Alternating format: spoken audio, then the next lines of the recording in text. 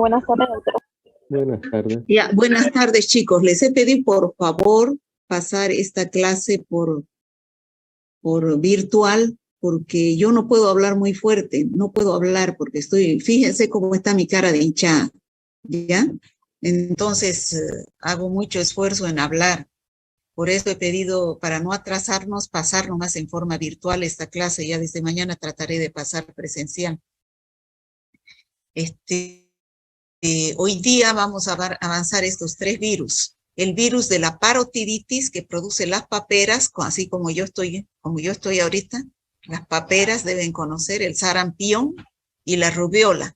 O sea, son 3 virus que vamos a avanzar hoy.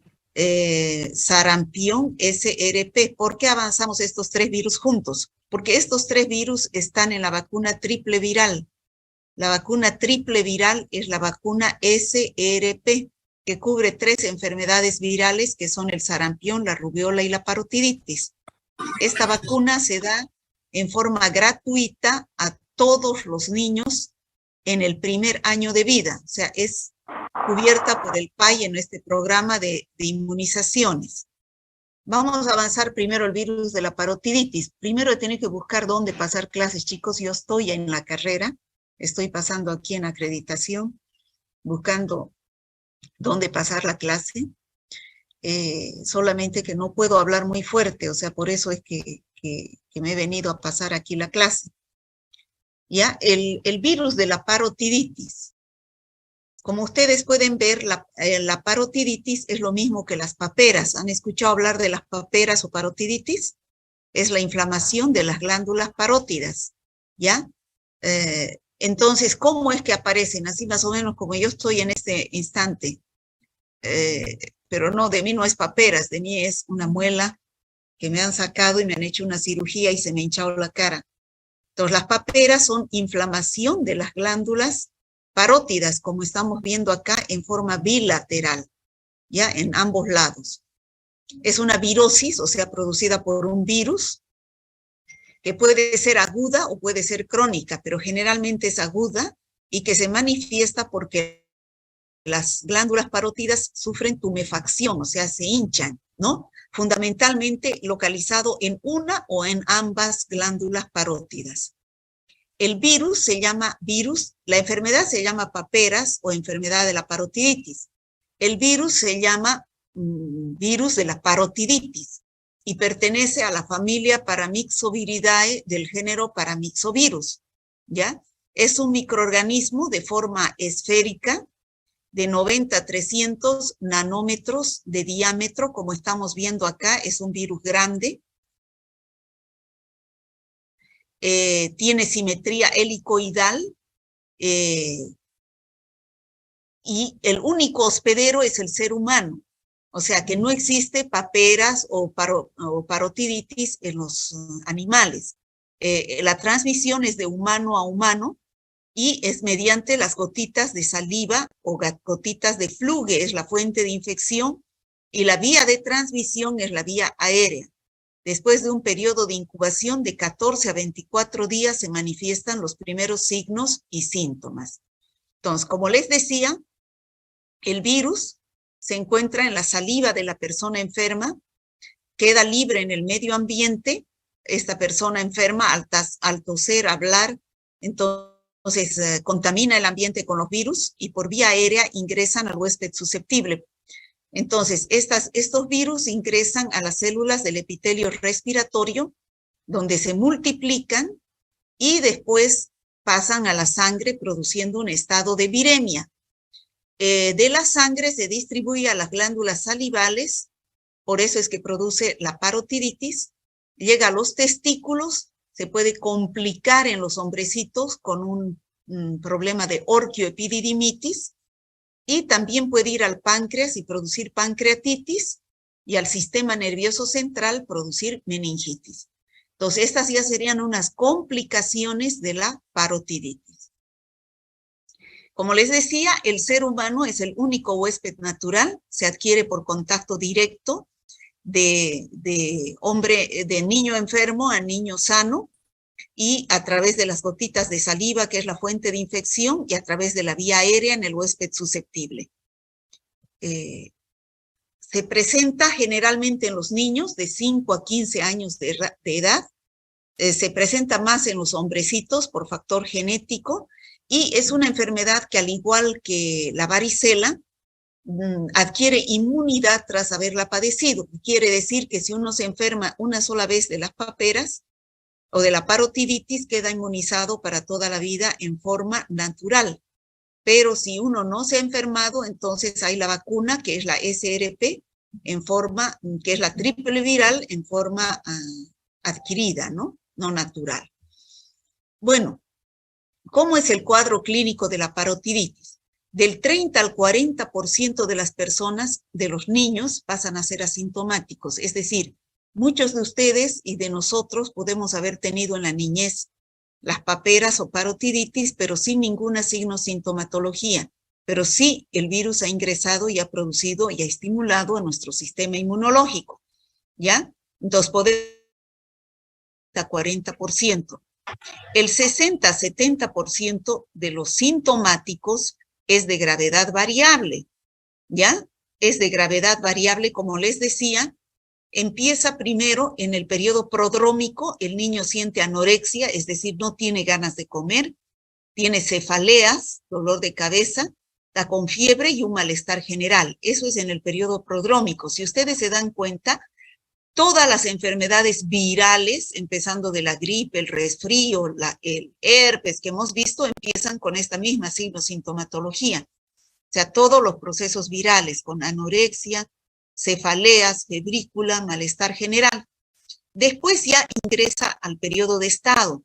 Ustedes saben que el periodo de estado es el periodo donde están los signos y síntomas típicos de una enfermedad y con el cual podemos hacer diagnóstico diferencial, como por ejemplo fiebre de 38 a 39 grados centígrados, y ya empiezan a realizarse la tumefacción de las glándulas parótidas de intensidad progresiva.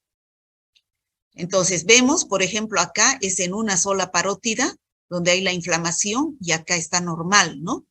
Después de 1 a 4 días se observa agrandamiento de la glándula en forma uni o bilateral, o sea, en uno o ambos lados.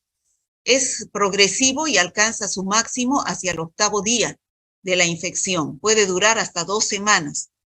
La fiebre en los niños puede durar hasta entre 1 a 6 días. Y lo más importante es que de esta tumefacción de las glándulas parótidas existe dolor intenso, ¿no? Que se aumenta este dolor si comemos alimentos muy ácidos o que están condimentados. Por eso es que uno de los tratamientos sintomáticos es la dieta blanda. Después puede irse, dijimos, como complicación de esta. Generalmente ahí se termina la enfermedad, con la tumefacción de las glándulas parótidas. Pero cuando se complica el cuadro, puede irse al sistema nervioso central y producir meningitis. Sabemos que la meningitis es producida por las bacterias, pero hay virus también que producen meningitis. Y dentro de los virus tenemos es uno de los virus que produce meningitis, ¿no? También puede irse a los testículos y producir orquioepididimitis, a los ovarios en las niñas producir ovaritis, al páncreas pancreatitis, y vamos a empezar a describir cada una de estas complicaciones. Por ejemplo, la meningitis o meningoencefalitis se observa en muy pocos casos, en el 10% de los casos. Después de 3 a 10 días se puede presentar cefalalgia intensa. Ustedes saben cuáles son los signos y síntomas típicos de una meningitis, que son cefalea, rigidez de nuca y fiebre, ¿no? Se puede presentar además pérdida de la conciencia y crisis convulsivas. Generalmente esto ocurre en los niños, pero es una complicación de la parotiditis, ¿no? Si se saca un líquido cefalorraquídeo, habrá predominio de mononucleares, de linfocitos, con aumento leve de las proteínas, pero la glucosa no se altera, como es el caso de las meningitis bacterianas. Otra de las complicaciones en los niños es la orquioepididimitis. Como vemos acá en la figura, se inflaman los testículos, ¿no? Y hay aumento de la temperatura, hay náuseas, hay vómitos, dolor en el hipogastrio, y puede ser también uni o bilateral. En este caso es bilateral, ambos testículos se encuentran inflamados. Entonces, cuando ocurre esto, se le dice al niño que tiene que guardar reposo, porque si el niño empieza a corretear, a saltar, esto se puede complicar y puede producir esterilidad a la larga, ¿no? Otra complicación, como vimos, es la pancreatitis. Esta es menos frecuente, aparece un dolor en el epigastrio, perdón. El paciente tiene náuseas, vómitos, malestar, pero es de evolución benigna, se recupera a los 3 o 7 días después. Lo que sí podemos ver en un análisis que nos indica que hay pancreatitis es la elevación de una enzima llamada amilasa. Cuando la amilasa está por encima de los valores normales, el páncreas está dañado. En las niñas se puede complicar con cuadros de ovaritis. Es muy infrecuente, en el 7% de los pacientes que enferman con tiroiditis. El ovario se agranda, se pone liso, edematoso, y la valoración debe ser hecha por un ginecólogo. ¿Qué puede suceder como complicaciones graves de estas infecciones producidas por el virus de la parotiditis? En la encefalitis postinfecciosa, o sea, si el paciente se ha complicado con una encefalitis o meningitis, el tratamiento es benigno y es sintomático. O sea, como toda infección viral, tratar la fiebre, tratar las náuseas, los vómitos, tratar el dolor. En el caso de la orquioepididimitis es esterilidad, pero la frecuencia con la cual se presenta es baja, de 0 a 2%, ¿no? Y en el caso también de una infección de una meningitis o una con sordera, es muy rara, pero puede producirse como una infección secundaria después de la segunda semana de resuelta la parotiditis. Suele ser unilateral, con síntomas iniciales, ¿no? Pero es reversible. ¿Qué quiere decir? Que una vez que haya pasado la infección, entonces el paciente puede volver a oír.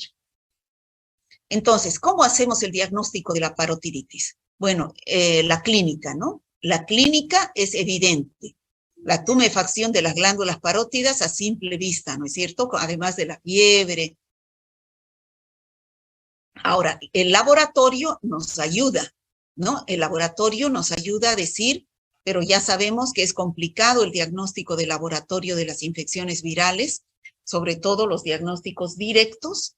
Entonces, el virus se puede aislar desde 2 días antes del cuadro clínico a través de un cultivo celular en células de embrión de pollo, que hablamos la anterior clase ya, de que el cultivo de los virus se hacía en cultivo celular, células vivas de embrión de pollo o riñón de mono, y la muestra va a ser la saliva, la sangre, la orina o el líquido cefalorraquídeo, dependiendo de la localización de la infección. ¿Cómo es el pronóstico? O sea, ¿la parotiditis es una infección grave? No. Si da en la infancia, es excelente, ¿no? Da la parotiditis, dura 1 a 2 semanas con la signo-sintomatología típica, el paciente crea anticuerpos, esos anticuerpos quedan protegiéndolo de por vida una sola vez se enferma de parotiditis, por eso es que le da inmunidad permanente, pero si una embarazada se infecta, da la probabilidad de que pase al embrión y se produzca la muerte del feto, sobre todo si es en el primer trimestre de embarazo. Si se produce esta enfermedad en la embarazada durante el segundo trimestre de embarazo, ese niño puede tener dificultad para su desarrollo. O sea, puede nacer con un bajo peso. El tratamiento de todas las infecciones virales, esto lo vamos a repetir desde la primera clase, no hay una terapéutica antiviral específica. Ya hemos dicho que para los virus no hay antivirales que vayan a destruir a los virus. El tratamiento es solamente de apoyo, es sintomático. En el caso de la hipertermia, o sea, de la fiebre y del dolor, dar acetaminofeno o ibuprofeno. Hay que poner compresas frías o tibias en las parótidas que están inflamadas. La dieta debe ser blanda, evitar condimentos y sustancias ácidas, que eso produce más exacerbación del cuadro y aumento del dolor. En el caso de la encefalitis y pancreatitis, el tratamiento es sintomático. En las crisis convulsivas, el tratamiento habitual. Y en la orquioepididimitis es mejor un esteroide que es un corticoide, como la prednisona o hidroxicortisona, para desinflamar los testículos. ¿Cómo prevenimos la parotiditis? Bueno, ya dijimos que existe transferencia placentaria de anticuerpos de la madre al producto. Una madre que tiene anticuerpos contra el virus de la parotiditis puede transmitir a través de vía transplacentaria si está embarazada. Otra forma, ya dijimos, es a través de la vacuna, que es la vacuna SRP, que cubre las 3 enfermedades que vamos a ver hoy día: sarampión, rubeola y parotiditis. Son virus atenuados que se inyectan y también puede darse sola o con la vacuna del sarampión y de la rubeola, vía subcutánea, en el primer año de vida, como dije al principio, ¿no? Y se recomienda una dosis de refuerzo a los 4 o 6 años, o si no a los 11 a 12 años. Eso sería el virus de la parotiditis. ¿Hay alguna pregunta al respecto, chicos? Doctora, una pregunta. En el caso de presentarse en la adultez, ¿se presenta con mayor intensidad como en la viruela? Simplemente se presenta nomás de manera normal. En el caso de que el niño no haya sufrido de parotiditis en la infancia, cualquier enfermedad viral cuando da, que son relativas a la infancia y dan en la edad adulta, son más atenuadas, ¿no? Los síntomas son más atenuados, los signos son más atenuados. En cambio, en la infancia es mucho más benigna y el tratamiento es solamente sintomático. Ya, había escuchado, doctora, que la triple vírica no se da en adultos por la parte del virus de la parotiditis. ¿Es cierto eso? No le entendí. ¿La triple viral, dice? La triple viral es que se compone de 3 partes, ¿no? Sí, la triple viral se aplica al primer año de vida. Esa es la norma. Eso está dentro del esquema de vacunación. Primer año de vida, la triple viral cubre sarampión, rubeola y parotiditis. Sí, pero mi duda era que si, por ejemplo, una persona nunca ha recibido la vacuna en su vida, ¿ya de adulto puede recibirla? Porque había escuchado que no se puede por el componente de la parotiditis. No, ya no puede. Tendría que hacérsela el sarampión solo y la rubeola sola, que también hay en forma, el sarampión, por ejemplo, se da en forma sola, pero hay que comprarla, creo que no está dentro del PAI. Y la rubeola sí se da a las niñas para evitar lo que vamos a avanzar más adelante, para evitar el síndrome de rubeola congénita, que es cuando se embaracen, el niño pueda nacer con alteraciones congénitas. ¿Ya? O sea, no se da la triple viral en los adultos, se da por separado. ¿Alguna otra pregunta, chicos, de la parotiditis? Entonces, empezamos con el virus del sarampión. Bueno, casos de sarampión tenemos en forma muy aislada. En Bolivia lo tenemos controlado. ¿Qué es el sarampión? Como vemos acá en la figura, es una enfermedad exantemática. Ya saben qué es exantema, estos puntitos rojos que son máculas y pápulas que aparecen en el cuerpo, ¿no? Es una enfermedad endemo-epidémica, es decir, que en algunos lugares está en forma de endemia, casos aislados como el nuestro, pero también es epidémica, porque la transmisión es por vía aérea, tiene gran poder de difusión, es bien contagiosa.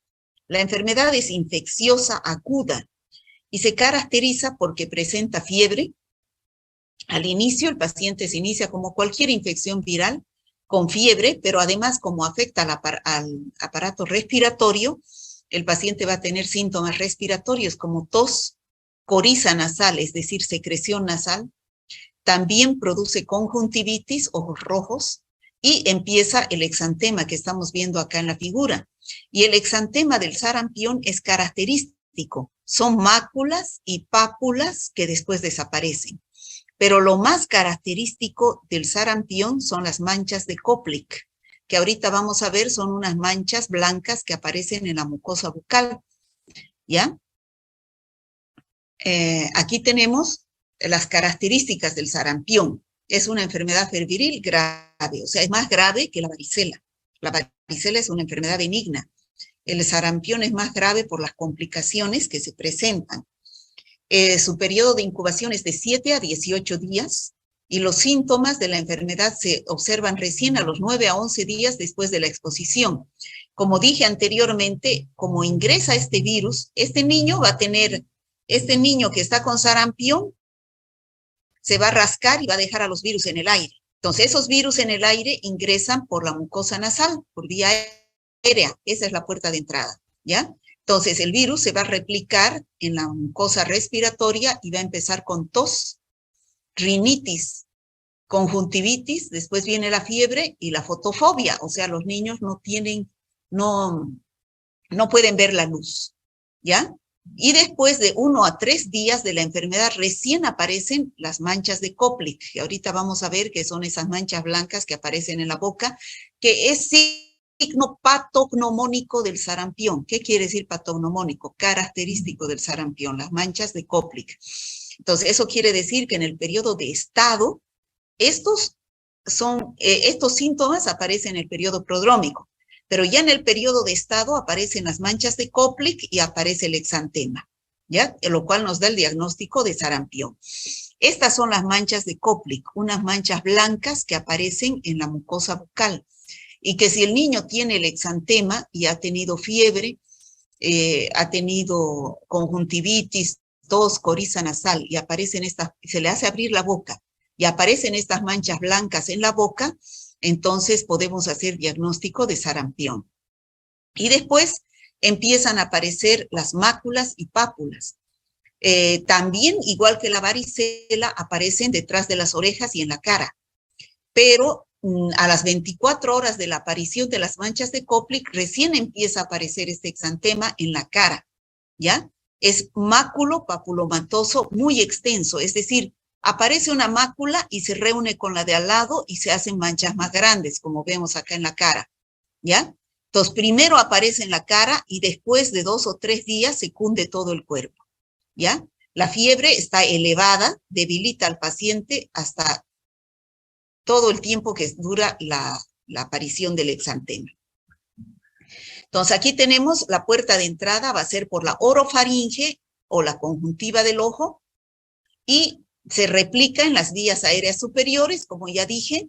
De ahí se difunde los virus que se han formado a los vasos linfáticos y a la sangre, de donde es transportado por los leucocitos de la sangre al sistema retículo endotelial, donde sufre nuevamente replicación y se liberan gran cantidad de virus.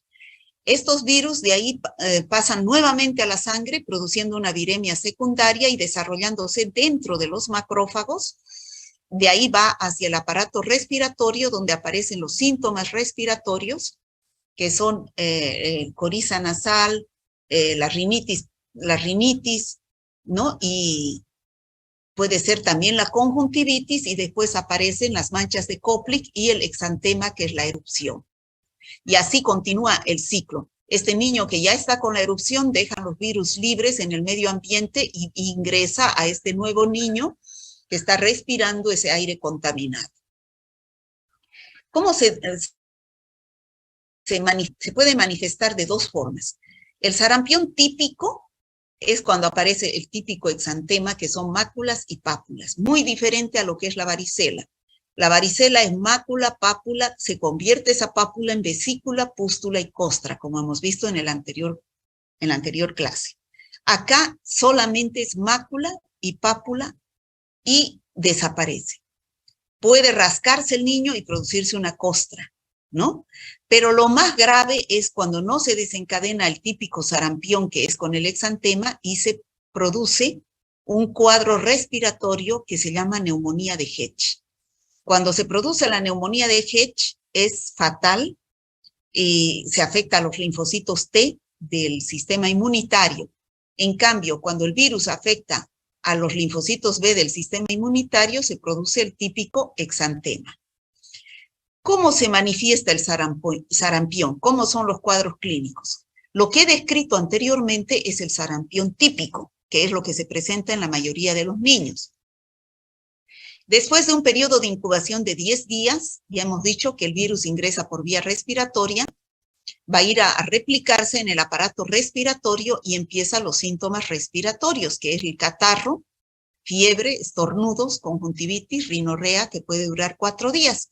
De ahí aparecen las manchas de Koplik, que es un enantema bucal, enantema porque se produce dentro las manchas, y después aparece el típico exantema, ¿no? Que son las máculas y pápulas características del sarampión, el típico exantema.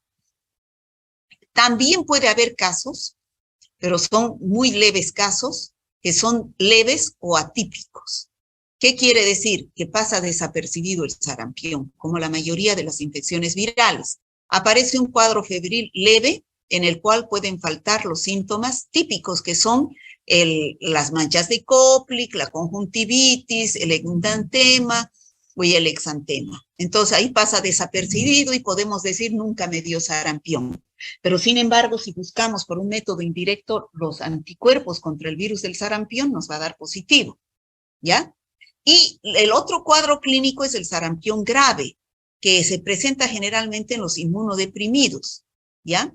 Esa es la neumonía de Hedge que hablamos, que afecta al sistema, al aparato respiratorio, donde es de curso fatal. Aparece en los desnutridos. Y es así como se presentaba el sarampión. Se va a cortar en 10 minutos, chicos, y les pido que para ver la última clase, que es la rubeola, volvamos a conectarnos.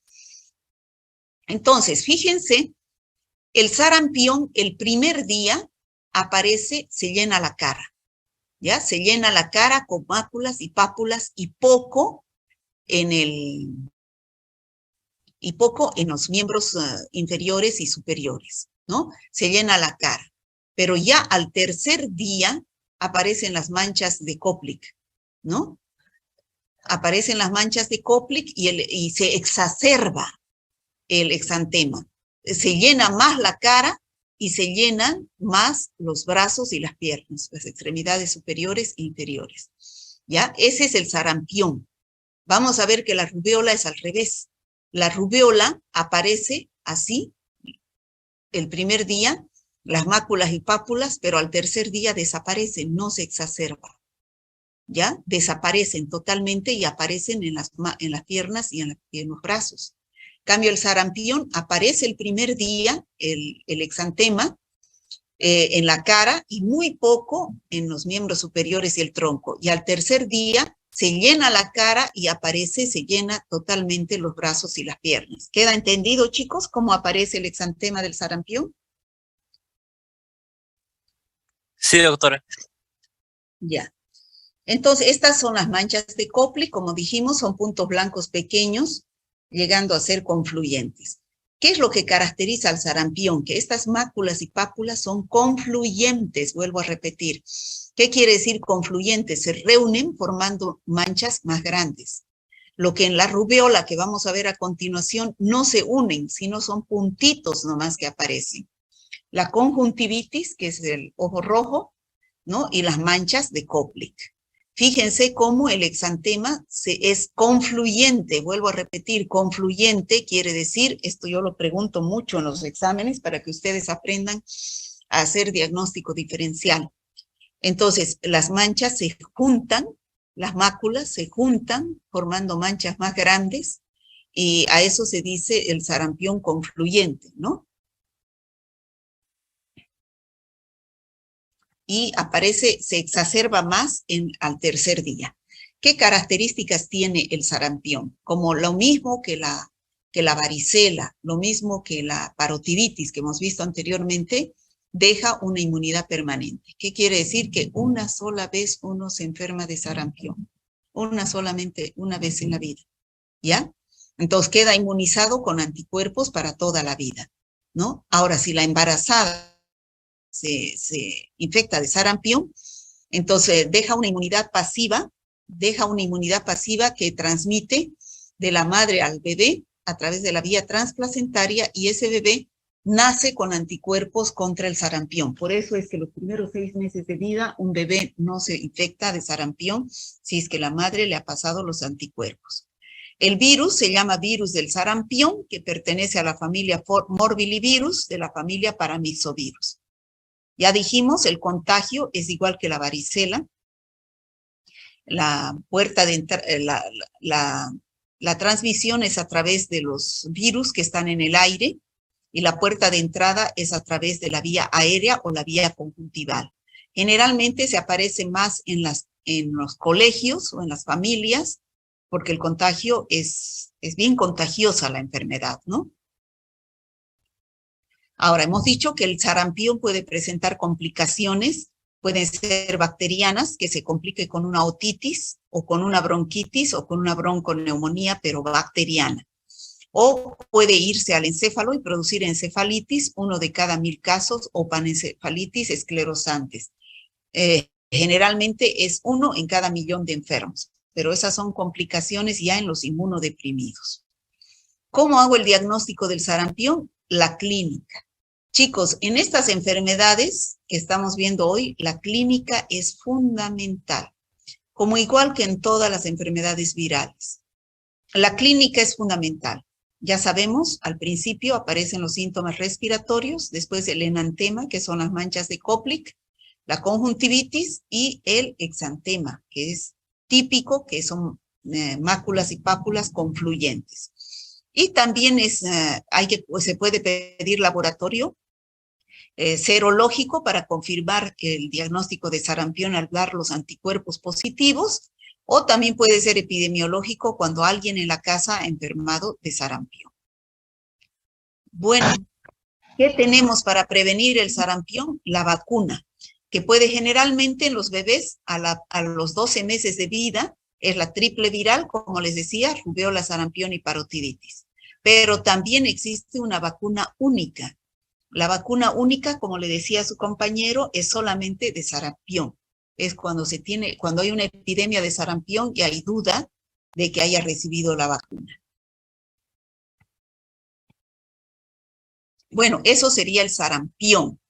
Ahora, ¿hay alguna pregunta respecto al sarampión?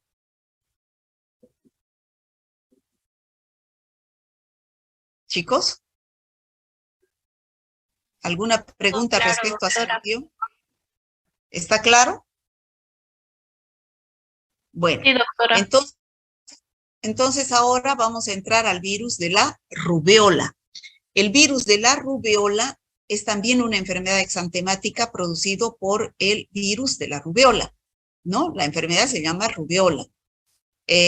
Sus sinónimos se conocen vulgarmente como alfombrilla, el sarampión alemán y el sarampión de los 3 días, porque es mucho más corto que el sarampión propiamente dicho. Es un virus que tiene ARN como ácido nucleico, pertenece a la familia Togaviridae y también el género es el rubivirus.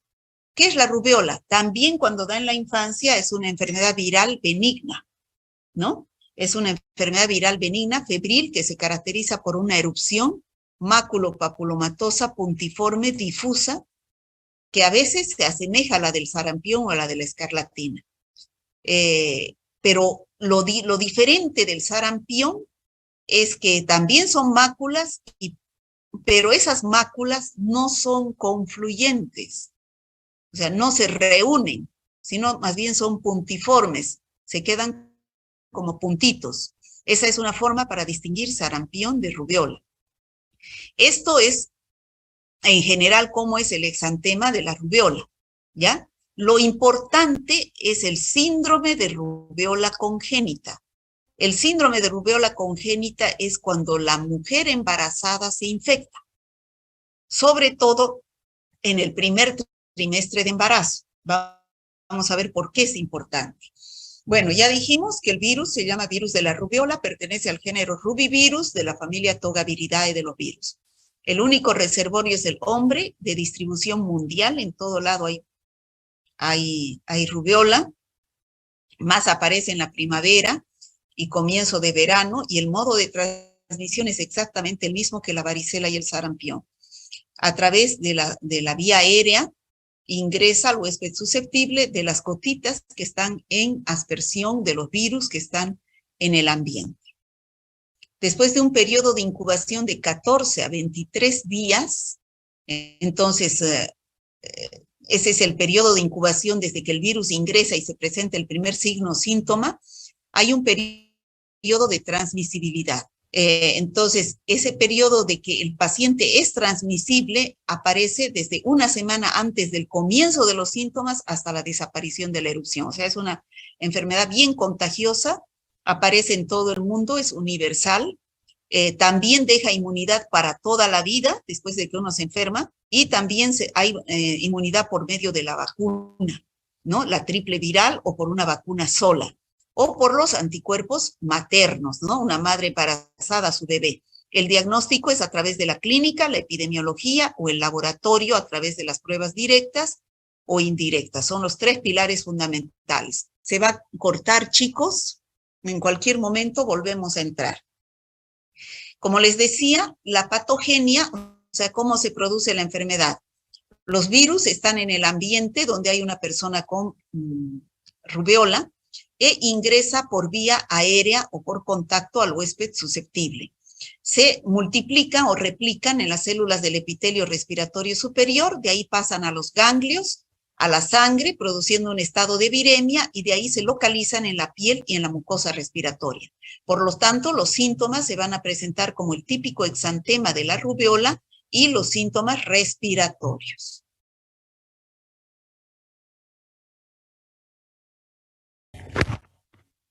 Entonces, chicos, dijimos que ingresaba el virus de la rubiola por el aparato respiratorio, entra, se multiplica en el aparato respiratorio superior, llega a los ganglios, a la sangre, y a través de la sangre va a ir a localizarse en la piel, a producir el típico exantema, que es puntiforme, no es como en el caso del sarampión, que es confluyente, y va a producir los síntomas respiratorios.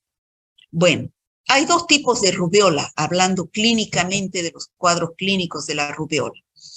La rubiola postnatal y la rubiola congénita. La rubiola postnatal es la que da a los hombres, a los niños y a las mujeres que no están embarazadas. Es una enfermedad benigna que se manifiesta tal como lo hemos dicho, con el típico exantema que dura una semana y se va, y queda inmunizado para toda la vida. Lo grave es la rubiola congénita, es decir, una madre que no haya enfermado de rubiola en la infancia y cuando está embarazada se enferma de rubiola.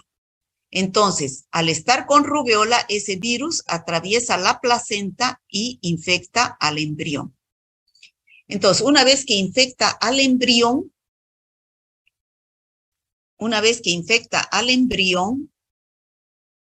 puede sucederlo. A ver, primero vamos a explicar cómo es la rubiola postnatal. ¿Ya? La rubiola postnatal, como les dije, se presenta en los hombres, niños o adultos, y en las mujeres no embarazadas. ¿Ya? Es la típica rubiola. En el periodo prodrómico, como todas las infecciones virales, aparecen los síntomas de fiebre, decaimiento, y como se duplica el virus en el aparato respiratorio, aparecen los síntomas catarrales, es decir, la rinitis, los estornudos, puede asimilar un resfrío. Pero después recién aparece el exantema, ¿no? Pero antes de eso también se inflaman los ganglios retroauriculares, el cervical posterior y el suboccipital. Eso es lo característico de la rubiola, con ganglios inflamados, ¿no? Y la fiebre. Luego aparece el exantema. El exantema dura 3 o 4 días, mucho más corto que el sarampión. Es una enfermedad más leve que el sarampión. También aparece detrás de las orejas, en la cara, pero como les decía, este exantema es morbiliforme, iniciado detrás de las orejas y la cara, y se extiende rápidamente al tronco y resto del cuerpo. Es diferente al sarampión. El sarampión hemos visto que empieza en la cara y poco en las piernas y en los brazos. pero al tercer día se llena la cara y se llenan también los brazos y las piernas. En cambio, aquí en la rubiola aparece el primer día en la cara, pero ya el tercer y nada en las extremidades inferiores ni superiores. El tercer día ya desaparece de la cara y aparece en las extremidades. Y lo más importante, que no tiende a confluir, ya son puntiformes las máculas, así como vemos la diapositiva. Y persisten las adenopatías, que son las inflamaciones de los ganglios, ¿no? Las adenitis. Eso es lo que más caracteriza a la rubeola. Aquí tenemos la rubeola, aparece el primer día, fíjense cómo aparece en la cara, pero poco en el tronco y las extremidades superiores e inferiores, nada. Entonces, al tercer día desaparece de la cara y del tronco y aquí tenemos, se llenan las extremidades superiores e inferiores. Entonces, típico para diferenciarlo del sarampión de acuerdo a los días de la enfermedad y de acuerdo a la morfología del exantema que se presenta. ¿Ya? ¿No? Entonces, son puntiformes, no tienden a confluir, ¿no? Lo grave está la rubeola congénita, el síndrome de rubeola congénita. Cuando esta madre en el primer trimestre de embarazo se infecta, y por eso es que cuando un niño está con rubeola hay que llevar, y hay una embarazada en la casa, hay que separarlos, que no se infecte la embarazada. Entonces ese niño aparece con sordera, cataratas, glaucoma, cardiopatías, anomalías dentarias, microcefalia, retraso mental. Es decir, su cerebro no desarrolla y ese niño puede nacer con retraso mental. Esos son los signos neurológicos, ¿no?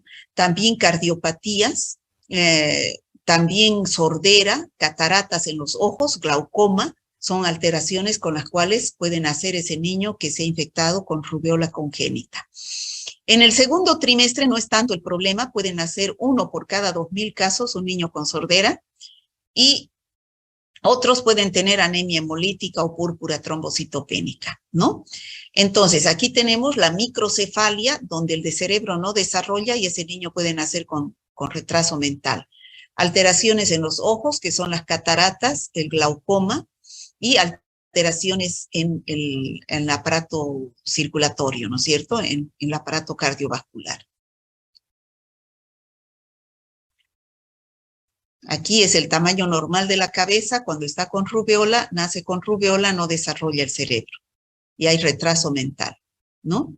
Entonces, aquí este es un estudio que se ha hecho en la maternidad Percy Boland en el año 2000 al 2004. Es el único estudio que tenemos registrado, ¿no? Donde se ha hecho un estudio a todas las embarazadas, se ha hecho un estudio de la presencia, si tenían inmunoglobulina G de rubeola, a todas las embarazadas en el primer trimestre de embarazo. Y se vio que había el 90.7% dio positivo, que tenían inmunoglobulina IgG, ¿no? Y negativo el 9%. ¿Esto es buen pronóstico o mal pronóstico, chicos? ¿Quién me puede decir? Bueno, porque la mayoría de las embarazadas tiene serotipos todavía de rubeola. No serotipos, tiene anticuerpos, ¿no? Es un pronóstico bueno porque la embarazada está con anticuerpos IgG que más bien le va a pasar al bebé para que se proteja, ¿ya? Lo grave sería al revés, que no tenga anticuerpos, este 9.3%, entonces es susceptible a enfermarse si tiene contacto con un niño con rubeola y producirse la enfermedad, ¿no? ¿Se entiende? ¿Chicos? Sí, doctora. Ya.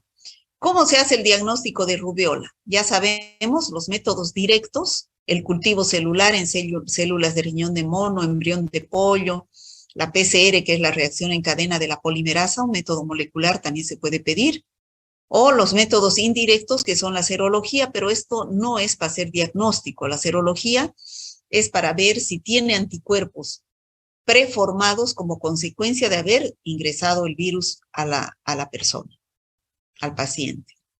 El pronóstico. ¿Cómo es el pronóstico? En la infancia es bueno, o sea que es mejor enfermarse, ya acabo, ya termino. Es mejor enfermarse en la infancia, pero en la rubiola congénita depende de qué periodo de embarazo está. Si está en el primer trimestre, es más grave que en el segundo o tercero porque está el niño en formación. El tratamiento ya sabemos que debe ser sintomático, la fiebre con paracetamol, para inhibir la replicación viral con amantadina, pero eso no usar en gestantes, o el interferón o la isoprinosina. Hay que hacer diagnóstico diferencial con otras enfermedades que también producen exantema, como el sarampión, el exantema súbito, la escarlatina, no con la varicela, porque la varicela es diferente, ¿no? El exantema es mácula, pápula, vesícula, pústula y costra. Aquí no hay vesícula ni hay pústula. Puede haber costra porque el niño se rasca, ¿no? Aquí hay una diferencia entre el sarampión y la rubiola. Fíjense la fiebre. Estos son los días de la enfermedad. Los días de la enfermedad. ¿Cuál enfermedad es más corta? ¿La rubiola o el sarampión? La rubéola. La rubiola es más corta y más leve, fíjense. La fiebre sube hasta 40 grados los primeros días en el sarampión. En la rubiola sube a 38 grados y después baja. No es muy característica la fiebre, ¿no? ¿Qué es lo que más aparece en el sarampión? El exantema, que tiene más duración que la rubiola. La rubiola dura 3 o 4 días. Las manchas de Koplik es característico solo en el sarampión. En cambio, en la rubiola, durante todo el periodo los ganglios están inflamados. Conjuntivitis puede aparecer en el sarampión, es más característico que en la rubiola. En la rubiola pocas veces. Después la tos. En ambos casos hay síntomas respiratorios, tos y coriza nasal, ¿no?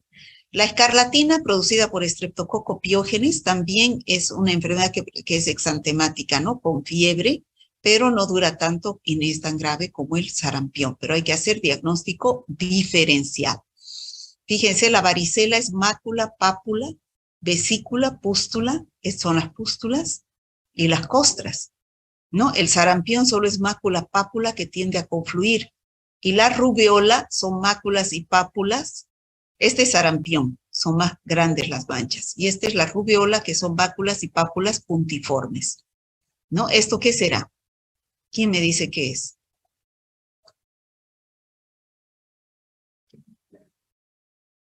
¿Quién me dice qué es esto? ¿No es viruela, doctora? No, rubiola. ¿Por qué rubiola? La rubiola tiene pústulas. ¿Tiene pústulas? Varicela. Esto es varicela. Mácula, pápula, vesícula, pústula y costra. No, esto es varicela. Ya hemos dicho, el sarampión es mácula, pápula y tienden a confluir. El sarampión es totalmente diferente. Fíjense, esto es sarampión. Esto de aquí es sarampión. Y esto es rubiola, o sea, son unos puntitos solamente, ¿no? Bueno, ¿y cómo hacemos la prevención de la rubiola? A través de la triple viral hasta el primer año de vida. Y si son más de un año, como dijo su compañero, se puede dar por separado. En el caso para evitar la síndrome de rubiola congénita, a las niñas en edad fértil se está poniendo la vacuna contra la rubiola desde los 15 años hasta los 39 años de edad, ¿no? Bueno, eso sería, chicos, lo que es el síndrome de rubiola, sarampión, rubiola y parotiditis. Estos virus están en el aire e ingresan por vía respiratoria, ¿no? ¿Hay alguna pregunta? ¿Hay alguna pregunta? Chicos, ¿ha quedado claro? Sarampión, rubiola y parotiditis. Sí, doctora, todo claro. Ya, hoy día, chicos, no voy a llamar lista porque ya van a ser las... ¿A qué hora se va usted? 6:30. A 6:30, entonces puedo todavía llamar lista. ¿Hay alguna pregunta?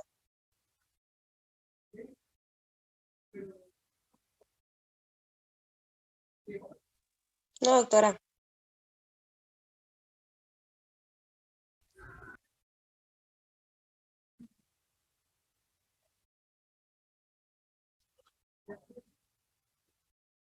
Bueno, como les decía, ¿no? Estoy pasando esta clase virtual porque estoy todavía con mi cara inflamada. Para los que no me han visto, me voy a hacer mirar, para que me crean. ¿Ven mi cara, chicos? Un poco más abajo, doctora. Le vemos solo los codos. Está muy arriba la mitad cámara. superior nomás.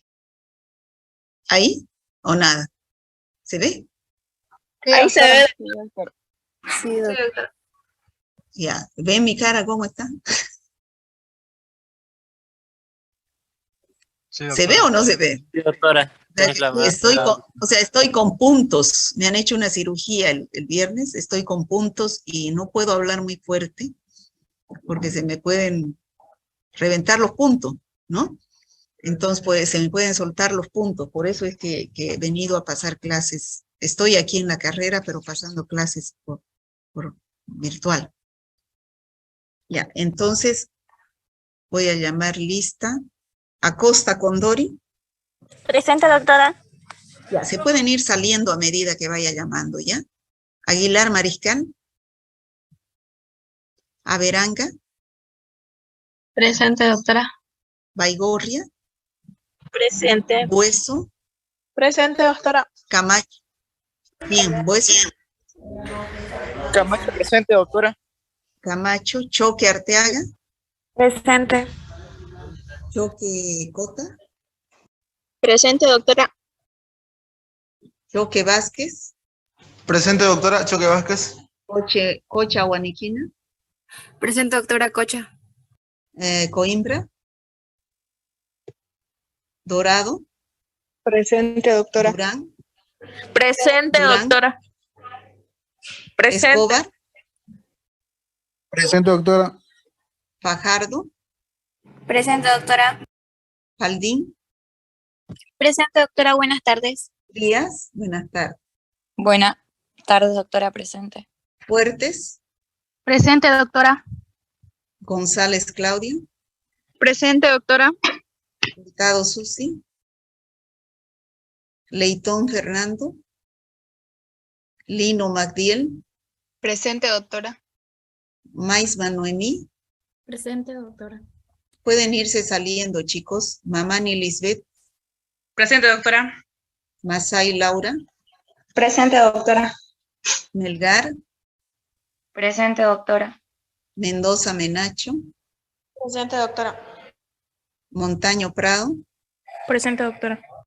Morón Calizaya. Paz Pérez.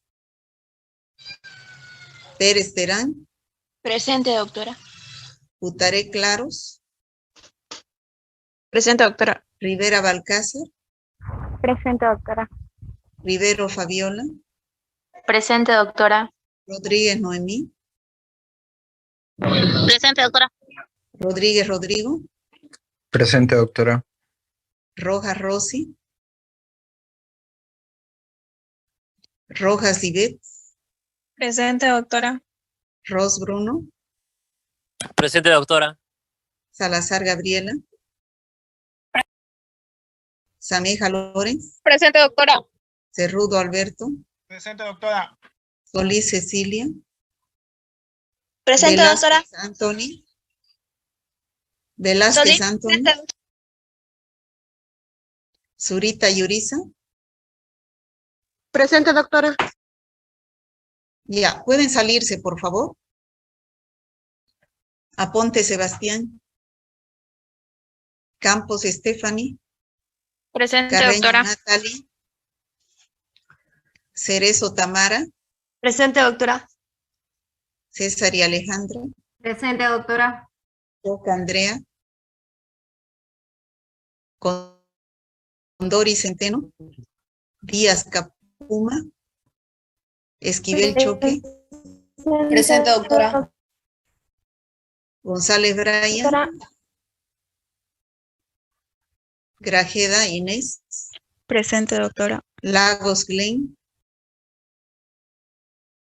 Lagos no están, ¿no? Lurquín, Tania. Presente, doctora. Mamani Griselda. Presente, doctora. Mamani Katia. Presente, doctora. Mamani Marisol. Presente, doctora. Monasterio Diego. Presente, doctora. Muiva Alexi. Presente, doctora. Paredes Paola. Presente, doctora. Paulino Luana. Presente, doctora. Esqueina. Presente, doctora. Rosales Alejandra. Presente, doctora. Rivera Lucero. Ruiz Natalia. Presente, doctora. Zaire Ángela. Sebastián Helen. Presente, doctora. Tacaraya.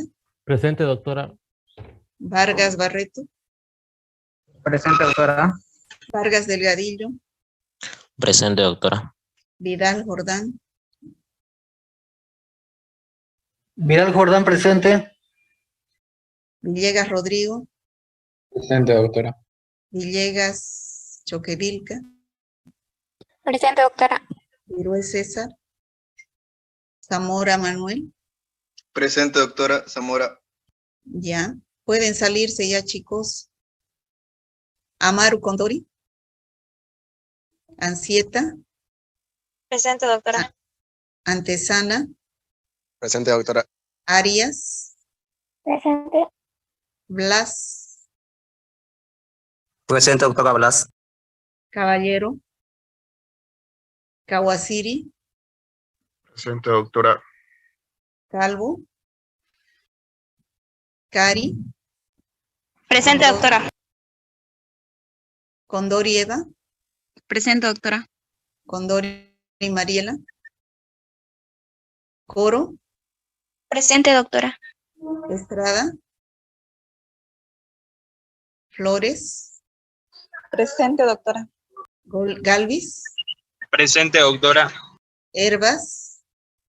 Presente, doctora. Heredia. Presente, doctora. Hinojosa. Huasco. López Jennifer. Presente, doctora.